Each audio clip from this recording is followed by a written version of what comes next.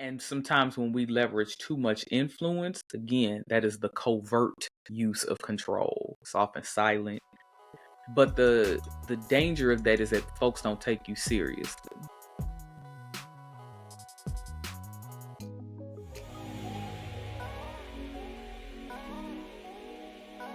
Hey y'all, welcome back to the Fast Forward Podcast. I'm excited about this month's topic. We are talking about power, really for the next 8 weeks. So it's a bi-monthly topic. But I love the topic of power because right now it's a confusing time for a lot of us trying to figure stuff out, understand where we want to go, understand how our futures are going to look, and if we have the right tools. And a lot of that is a function of power. So the first thing I wanted to spend time talking about is the power of power. Power is defined as a direct form of control. When you have power, you can make decisions, you have greater leverage, you typically have a greater understanding, and there's a different level of finality to your words, your decisions, your thoughts. Power is not something that we should be afraid of. And I think that sometimes we are intimidated by power because we've seen how so many people have abused power. So we think that the appropriate response to the abuse of power is disempowerment. And that's not how it works. Just like we don't get rid of leaders because people are bad leaders, we just improve leadership. Power is the same way. Let's contrast power though to influence, because influence often feels a lot more comfortable for us. Influence feels comfortable sometimes because we don't have to be as accountable, because I didn't tell you to do it. It was just a suggestion, or I just did it. You followed me on your own. But influence, which is a little bit more covert, it doesn't land the same, especially when you are the top business leader or a business leader with a lot of responsibility. People are looking to you to be a definitive source. And sometimes when we leverage too much influence, again, that is the covert use of control. It's often silent. People might not see you. You lead from behind. It undermines your authority, because I think we've all seen leaders who they have, I call them a bulldog or a pit bull. So that's the person that barks at everybody, that creates fear and sparks fear. And then they get to play almost like the good person. Oh my goodness, I would never act like that. But the danger of that is that folks don't take you seriously. When you rely too much on influence as a way of controlling the situation or leading teams, you don't give people a chance to feel the depth of your gravity.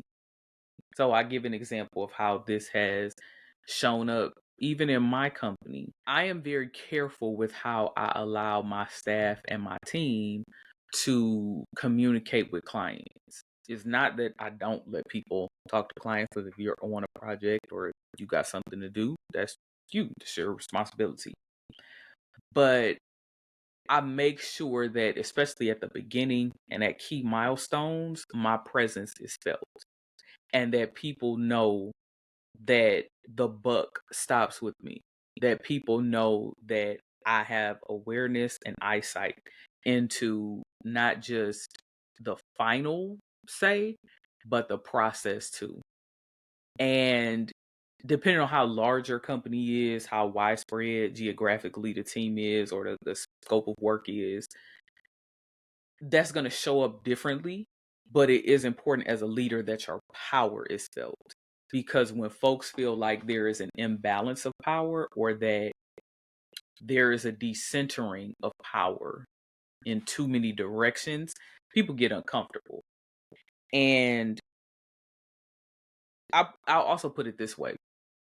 So much of business, especially as it has evolved over the past, like 150 years or so, pretty much since the onset of the Industrial Revolution, it has been the almost demonization of seeing work as a familial structure. So if I said, oh, work is like a family, we will push back on that because we don't like that idea.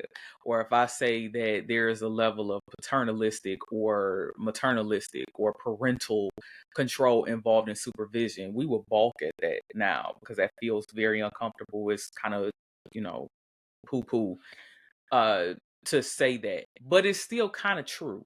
And I did all of that disclaiming to lead up to what I'm about to say. Just like how in your family, even though kids are growing and evolving, they still like to know that there's a parent in the house. It's the same way with leadership and with power. Yes, I want to have autonomy over my work. Yes, I want to be in a position where I'm not being micromanaged. Yes, I want to be able to have creative control over what I do.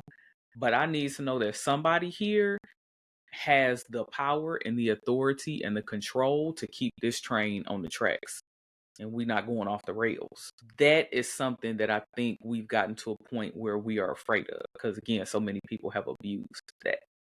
And what I hope to do in this series is to show you the different aspects of power that will hopefully help to build your confidence in being a source of power for your team and for your company.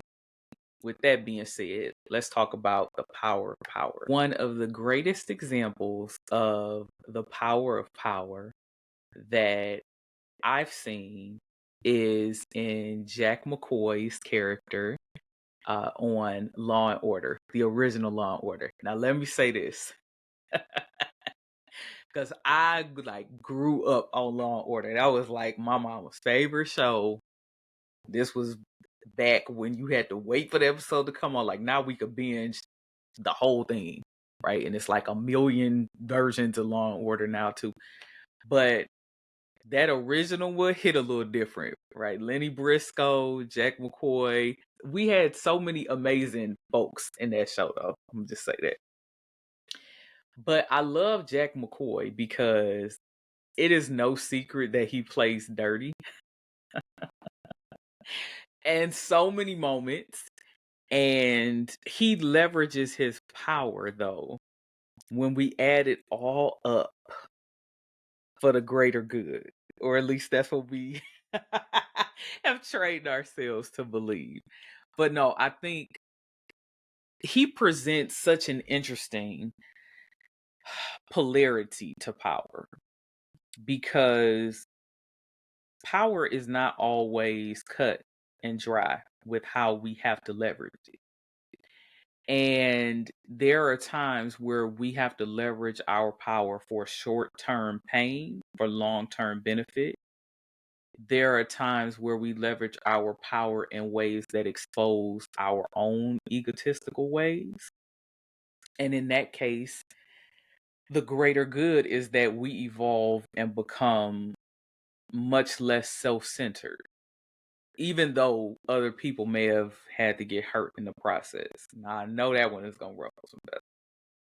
So let's unpack the two aspects of that. If we leverage power and power's polarity, meaning that there are these light and shadow sides to power, sometimes what happens is that we experience short-term pain for long-term gain. This could show up with reductions in force or layoffs. It can show up in demoting team members. It can show up in reassigning team members to projects or different teams.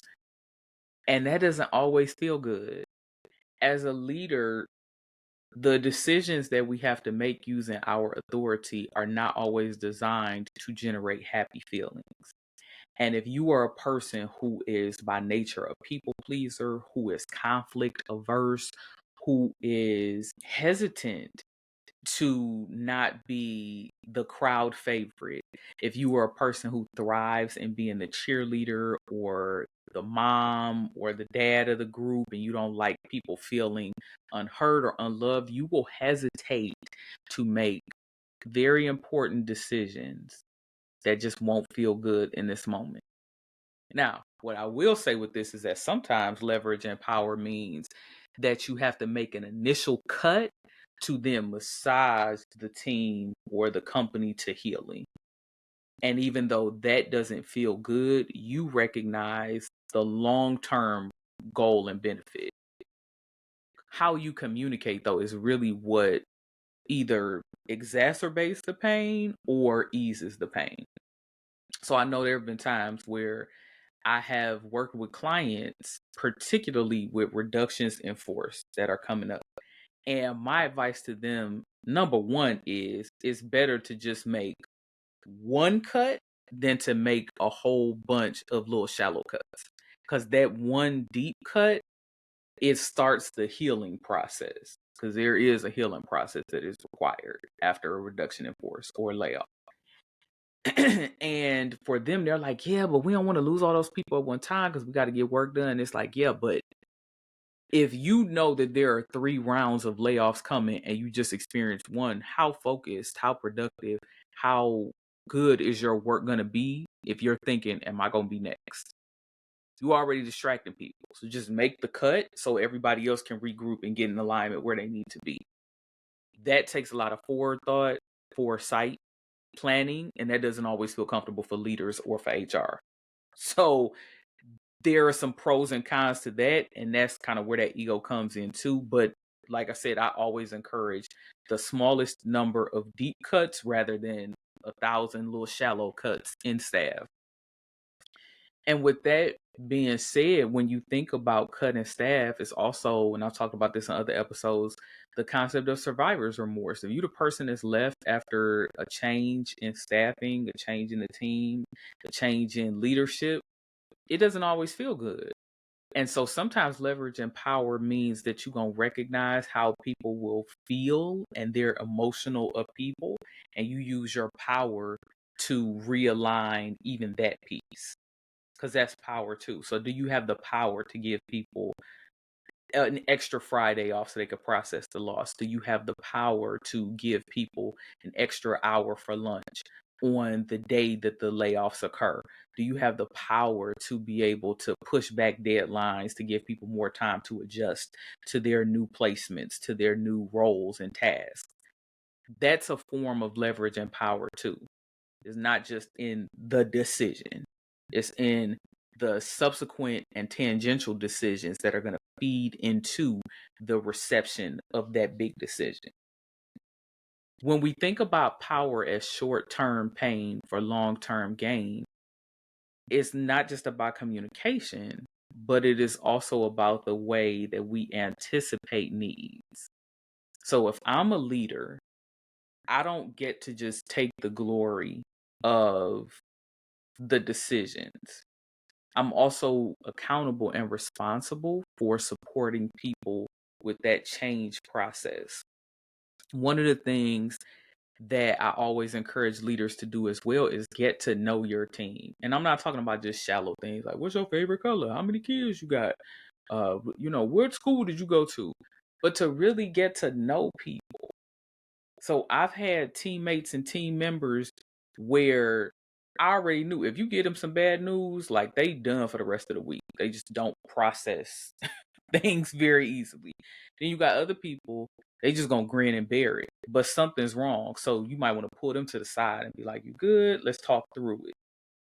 When I've been on teams and leaders had no knowledge and arguably no concern for their staff, it felt so ugly and so impersonal and so cold and detached.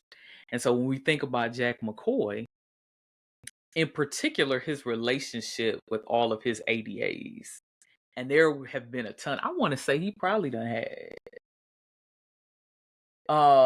5 or 6 at least. So it was Jamie, Claire, Serena. Who else?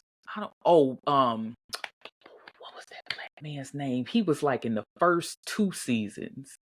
And then he came back and was handing it to him with this one case. I'll never forget that episode. That episode was good. I can see him in my head. I don't know why I can't remember his name, but it was him. So it was 4. So that's 4. And then I feel like it was was it Alex? I think that was the one who ended up being unalived. Yeah, he had about 6. It was like 6. Anyway, the point is they had differing levels of intimacy with him, both with his willingness to get to know them and their willingness to let themselves be seen. And it always showed up in the cases and how quickly they were able to get information, how quickly they were able to make decisions, how smoothly the trials went. And even at times, their willingness to push back for the greater good.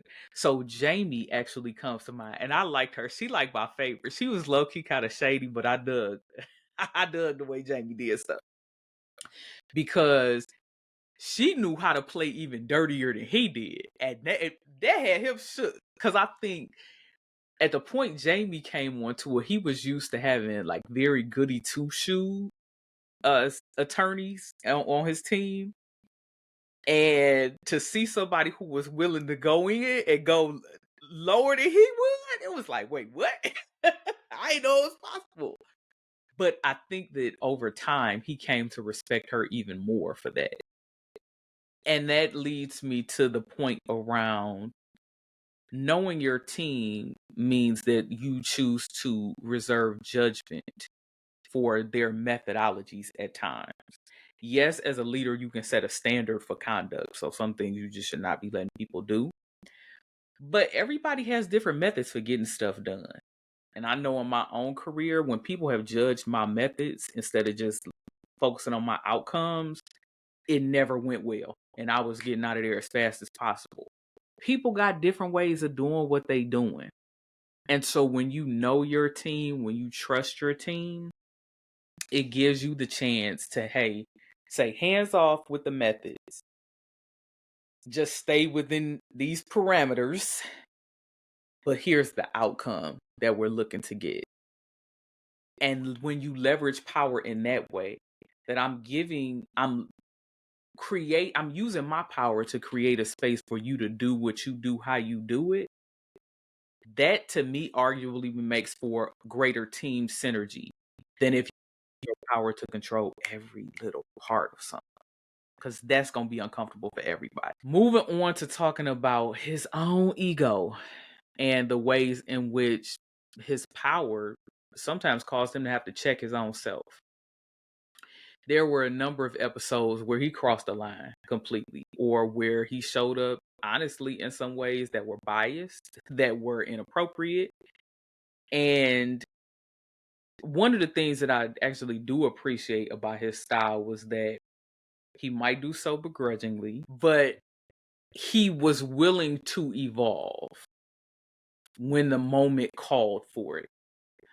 And I think that that's one of the most important things as a leader we can come to know and appreciate about ourselves.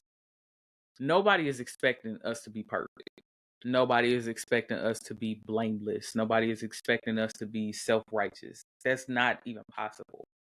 But how do we respond when the moment calls for a different version of us? Because if you steadily pushing back on every little thing and this and that, and you never want to change, you never want to evolve, even though it's clear, all the signs are there that you need to show up differently as a leader, that's a dangerous position. Because first of all, you're going to slow the team down, if not sabotage the whole operation. But second of all, you set a precedent that other people don't need to change and evolve to. So when I've seen stubborn leaders who never wanted to grow, who never wanted to be different, and this is whether I was an employee, my clients, number one, the turnover rate was just insane. Number two, people just hated being there. They were less productive, less engaged. And then finally, people were just generally unhappy. And as I've said in other episodes, where people know how to outdo you in their own job because they know their job way better than you know it, they would find little ways to undermine and sabotage. And all of that is just so unnecessary. So my challenge to you as a leader is, no, you cannot always be perfect. No, you're not always going to do everything right. No, you're not always going to have all the answers. But do you at least give yourself the opportunity to grow through your power? This might involve you hiring a coach. This might involve you seeing a therapist. This might involve you having more one-on-ones with your supervisor. This might involve you having greater accountability with your mentors. This might involve you taking a sabbatical. This might involve you taking some time off to regroup. This might involve you checking your physical health, your mental health, medication, workout regimens. It could involve a whole lot of things, but you grow intentionally because you recognize that as a leader, if I can't check my own power and the way my ego undermines my power and complicates my power, then I'm going to sink this whole ship and it's not worth it. So, my buddy Jack McCoy, again, I grew up on Law and Order. When I say that that's like my jam, I still love watching all the reruns. But I want you to use Jack's example of, again, short-term pain for long-term gain, even though sometimes the methods might be a little questionable, but also growing through your power to check your own ego. Which of those two speaks to you the most? And which do you struggle with? Let me know in the comments. And of course, be sure to like, share, and subscribe. And I will catch you on the next one. See you soon.